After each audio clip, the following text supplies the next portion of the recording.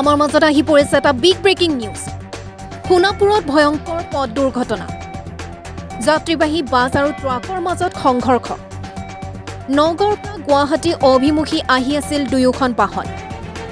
নাজিৰাঘাট টল গেটৰ সমীপত AS01 SC 1506 নম্বৰৰ ট্ৰাকখনে AS01 QC 8827 নম্বৰৰ যাত্ৰীবাহী বাছখনক পিছফালৰ পৰা খুন্দা মৰাৰ ফলত সংঘটিত হয় দুৰ্ঘটনাটো।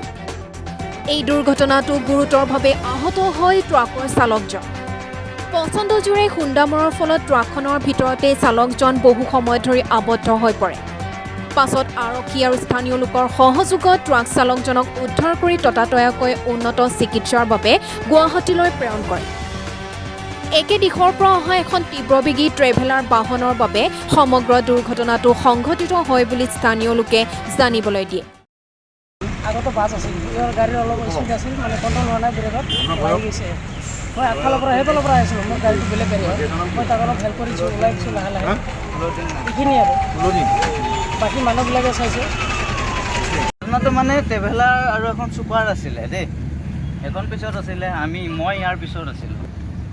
তাৰপিছত ট্ৰেভেলাৰবিলাকতো জানে ঘচ কাটে আৰু সোমাই দিয়ে। ছুপাৰখনো আগত ট্ৰেভেলাৰে ঘপকৈ সোমাই দিলে, ট্ৰেভেলাৰে ইমাৰ্জেঞ্চি ব্ৰেক কৰিলে। এইবিলাক গাড়ীটো ইমাৰ্জেঞ্চি ব্ৰেক নহয় কোনো কাৰণত, যিখিনি কণ্ট্ৰল মানে কৰিছিলে সেইখিনি নৰলে। লাষ্টত যে মানে ছুপাৰৰ পিছত মাৰি দিলে।